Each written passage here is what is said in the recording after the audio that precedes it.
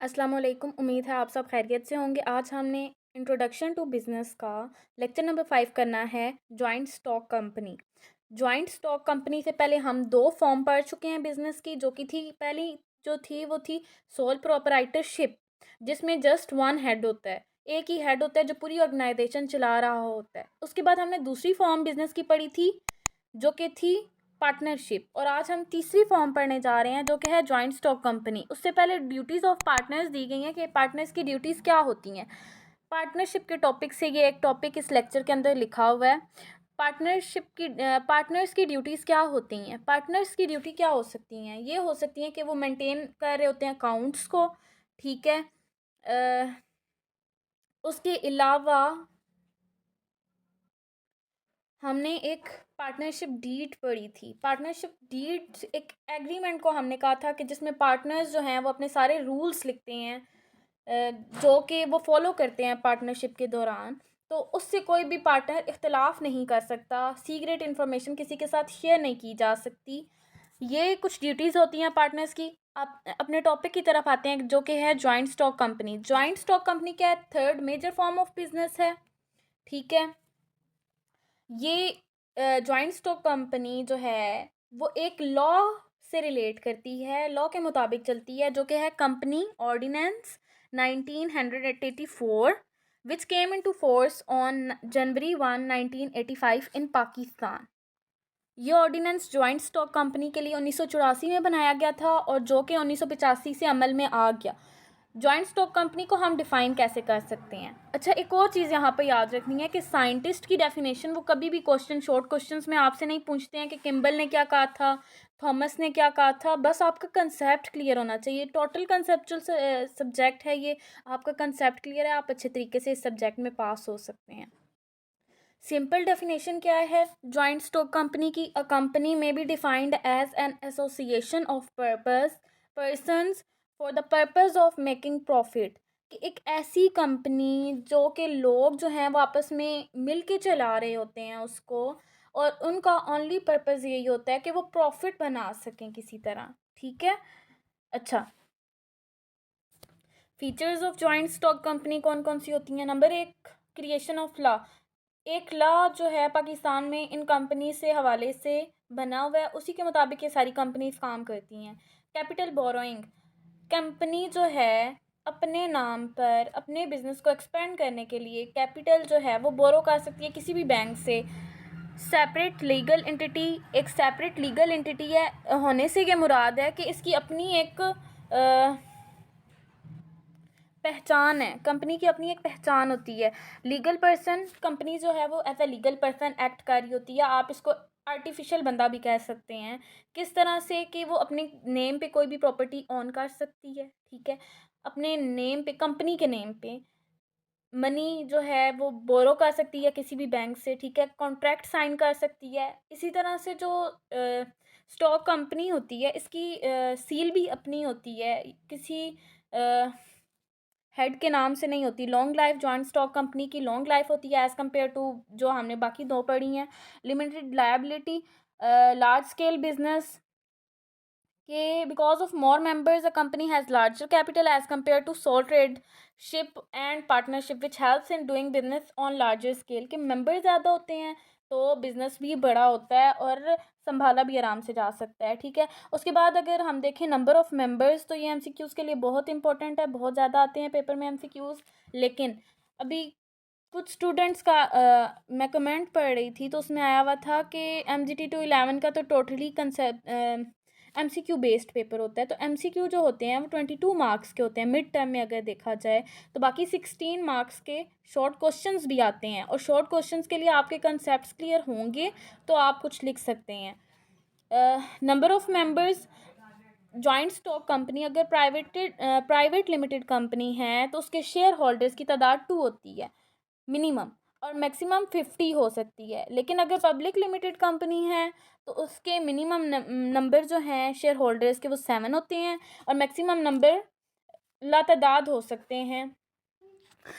Transfer transferability of shares के a share holder of a company can easily transfer his shares to other persons, कि कोई भी share holder company का आराम से अपने शेयर्स किसी दूसरे बंदे को ट्रांसफ़र कर सकता है, कोई रिस्ट्रिक्शन नहीं होती परचेज या सेल में शेयर के।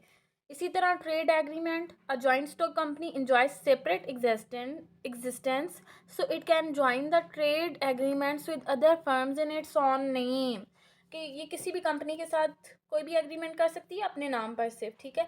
परचेजेस एंड सेल प्रॉपर्टी अपने नाम पर कर सकती है। पेमेंट ऑफ टैक्स गवर्नमेंट को डबल देने पड़ते हैं। ऑब्जेक्ट मकसद को कहते हैं, क्या और मकसद हो सकता है? टू अर्न प्रॉफिट अर्न करना होता है। Government control, joint stock company को टोटली गवर्नमेंट कंट्रोल कर रही होती है अपने रूल्स के मुताबिक। इजी मोड ऑफ इन्वेस्टमेंट, आराम से इन्वेस्ट कर सकता है, कोई गरीब बंदा भी इन्वेस्ट कर सकता है, कोई अमीर भी कर सकता है। इजी मोड होता है टोटल पेमेंट का। कॉमन सील, जो जॉइंट स्टॉक कंपनी होती है वो एज एन आर्टिफिशियल पर्सन जो है ना, वो एक्ट कर रही होती है, ठीक है। तो वो अपने साइन डॉक्यूमेंट्स खुद तो नहीं कर सकती, इसलिए उसके लिए कॉमन सील इस्तेमाल की जाती है जिसमें उस कंपनी का नाम लिखा हुआ होता है, ठीक है। उसके बाद एडवांटेजेस और disadvantages of joint stock company पे आ जाते हैं। Advantages of joint stock company क्या होते हैं कि नंबर 1, एक्सपेंशन ऑफ बिजनेस बड़ी आसान होती है। क्यों? जॉइंट स्टॉक कंपनी आराम से शेयर्स भी सेल कर रही है, ठीक है, बॉन्ड सेल कर रही है। इसके अलावा वो कैपिटल भी बैंक से लोन भी ले सकती है, तो अपने बिजनेस को बड़े आराम से एक्सपेंड कर सकती है। इजी एक्सेस टू क्रेडिट, ये वही सेम चीज़ है कि कर्ज़ा किसी भी जॉइंट स्टॉक कंपनी को आराम से मिल सकता है। क्रेडिट कर्जे को कहते हैं। इजी टू एग्जिट, ख़त्म करना आसान होता है इसको। Expert services, because a joint stock company has strong financial position बहुत ही ज़्यादा स्ट्रॉन्ग होती है, तो इसलिए क्वालिफाइड और टेक्निकल स्टाफ जो होता है ना, एम्प्लॉयमेंट रेशो हाई होती है, फ्लेक्सिबल होती है, लिमिटेड लायबिलिटी होती है, इसकी लार्ज स्केल प्रोडक्शन होती है, क्योंकि जॉइंट स्टॉक कंपनी किसी बड़ी ऑर्गेनाइजेशन को ही कहा जाता है, तो उसकी प्रोडक्शन भी ज़्यादा स्केल पर होती है, लार्ज स्केल पर होती है। लार्जर कैपिटल ज़्यादा होता है एज़ कम्पेयर, अगर हम करें सोल प्रोपराइटरशिप के या पार्टनरशिप से अगर हम कंपेयर करें, तो जॉइंट स्टॉक कंपनी का हमारे पास कैपिटल सबसे ज़्यादा होता है। लॉन्ग लाइफ होती है इसकी, बल्कि आप यूँ कह सकते हैं कि परमानेंट लाइफ होती है जॉइंट स्टॉक कंपनी की। अगर एक या दो शेयर होल्डर मर जाते हैं, फोत हो जाते हैं, तो शेयर्स जो हैं वो सेल किए जा सकते हैं और नए शेयर होल्डर्स आ जाते हैं अपनी जगह पर। लॉन्ग टर्म प्रोजेक्ट्स होते हैं, जो लॉन्ग टर्म प्रोजेक्ट्स होते हैं वो ज़्यादातर लॉन्ग लाइफ है इस कंपनी की, तो ज़्यादातर दिए ही किसी जॉइंट स्टॉक कंपनी को दिए जाते हैं। Spread of risk,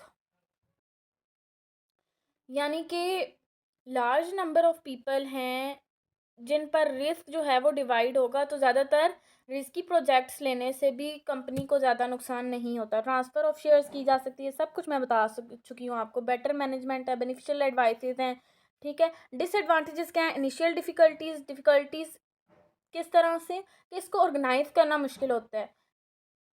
lack of interest, share holder ज़्यादा होने की वजह से कंपनी में बहुत कम इंटरेस्ट लेते हैं। Lack of interest, labour disputes हो जाते हैं, लैक ऑफ रिस्पॉन्सिबिलिटी होती है, लैक ऑफ सिक्रेसी होती है कि इन्हें पहले तो रजिस्ट्रार से फाइल्स जो हैं वो रिपोर्ट्स वगैरह दिखानी पड़ती हैं, इसलिए सीक्रेसी जो है वो नहीं रह सकती जॉइंट स्टॉक कंपनी में। लैक ऑफ फ्रीडम बिल्कुल नहीं होता है। मोनोपोली, स्पेक्यूलेशन, करप्शन है, कॉम्प्लिकेटेड प्रोसेस होता है, सेंट्रलाइजेशन ऑफ पावर होती है, डबल टैक्सेस पे कर रही होती है, ठीक है। इस तरह एक्सप्लॉइट, जो शेयर होल्डर होते हैं, ऑर्डिनरी शेयर होल्डर, उनको कोई इन्फॉर्मेशन नहीं होती तो उनका फ़ायदा उठाया जा सकता है। Problem of large scale, nepotism की जा रही होती है कि रिलेटिव्स और फ्रेंड्स वगैरह को हायर कर लिया जाता है, कि जॉब्स उनको दे दी जाती हैं, जिसकी वजह से कंपनी जो होती है वो सफ़र करती है। लेट डिसीजन, क्योंकि इनको सारी चीज़ें डिस्कस करके मीटिंग के बाद ही करनी होती हैं, तो इस वजह से डिसीजन काफ़ी लेट होता है। अच्छा, पब्लिक लिमिटेड कंपनी और प्राइवेट लिमिटेड कंपनी जो है, ये टॉपिक MCQs के लिए इंपॉर्टेंट है, काफ़ी MCQs इससे आते हैं।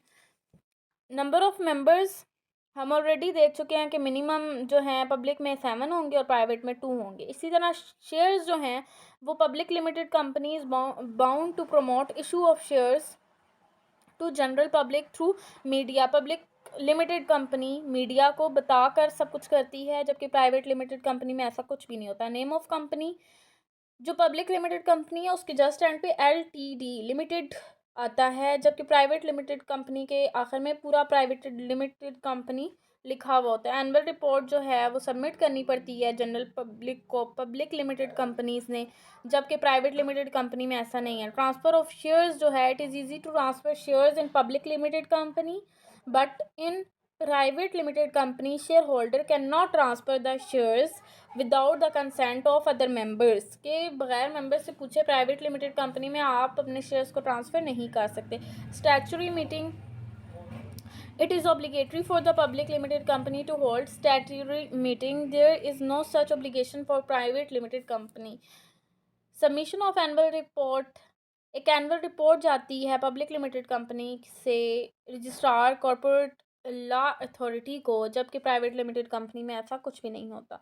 टैक्सेशन जो है वो पब्लिक लिमिटेड कंपनी जो है वो डबल टैक्स पे कर रही होती है as compare to private limited company. Thank you so much. I subscribe my channel if you like my video. Thank you.